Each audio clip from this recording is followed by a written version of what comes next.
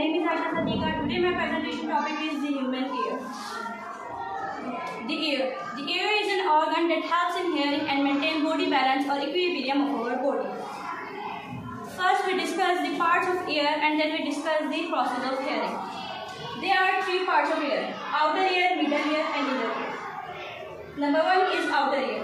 Outer ear consist होता है पिना पे, ऑडिटरी कैनाल पर और ईयर ड्रम पर। पिना जो है वो हमारे जो जितनी भी वेव्स होती हैं वो रिसीव करता है और उसे जो है ऑडिटरी कैनाल के अंदर ट्रांसमिट करता है। पिना जो है वो बना हुआ होता है फोल्ड्स ऑफ स्किन और कार्टिलेज से। उसके बाद हमारे पास आता है ऑडिटरी कैनाल।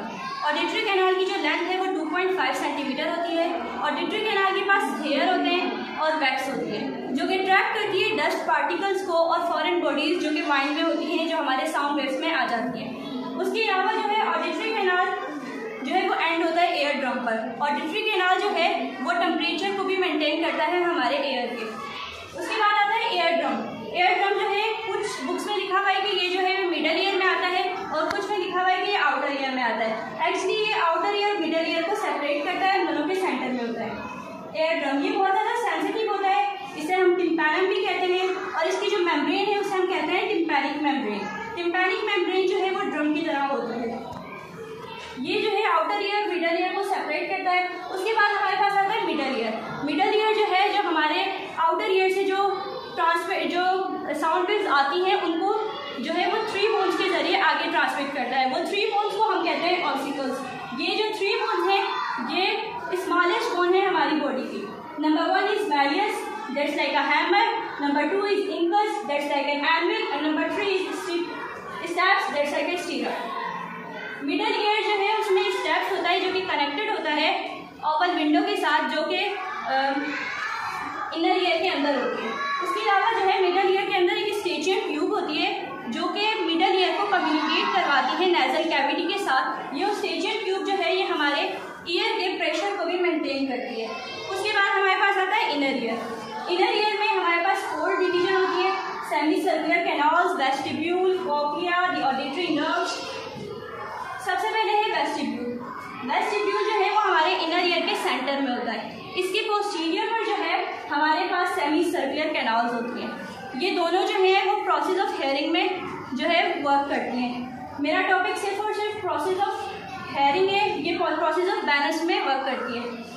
ये 3 कैनाल्स होती हैं जो कि वेस्टिब्यूल के पोस्टीरियर पर होती हैं और ये जो है बॉडी बैलेंस को मेंटेन करने में हेल्प करती है।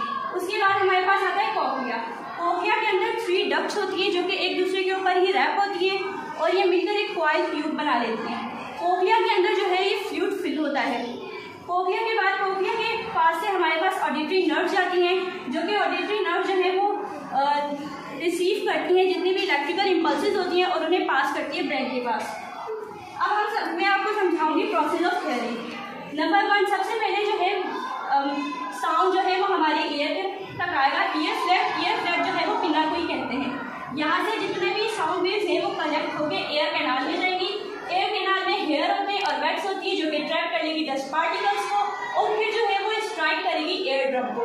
एयर ड्रम को स्ट्राइक करेगी तो ये जो जितनी भी बोन, ये जो हैमर की तरह ये आपको बोन दिख रही है ये इससे अटैच है, इसकी वजह से जो है ये इसको स्ट्राइक करेगी और तीनों वाइब्रेट करेंगी। इनका वॉल्यूम कम है और इसका वॉल्यूम ज़्यादा है। ये इस वजह से है क्योंकि ये वॉल्यूम कम होगा तो यहाँ पर प्रेशर, वॉल्यूम ज़्यादा है तो प्रेशर कम है, यहाँ पर वॉल्यूम कम है तो प्रेशर ज़्यादा है। अब कॉक्लिया के अंदर जो है वो फ्लूइड है तो इस वजह से अगर आप हाथ जो है हवा के अंदर हिलाएं और अपना हाथ जो है वो पानी में हिलाएं तो आपको मुश्किल जो है वो पानी के अंदर हाथ हिलाने में होगी। तो इस वजह से कॉक्लिया के अंदर जो फ्लूइड है उसको वाइब्रेट करवाने में बहुत ज़्यादा मुश्किल हो जाएगी।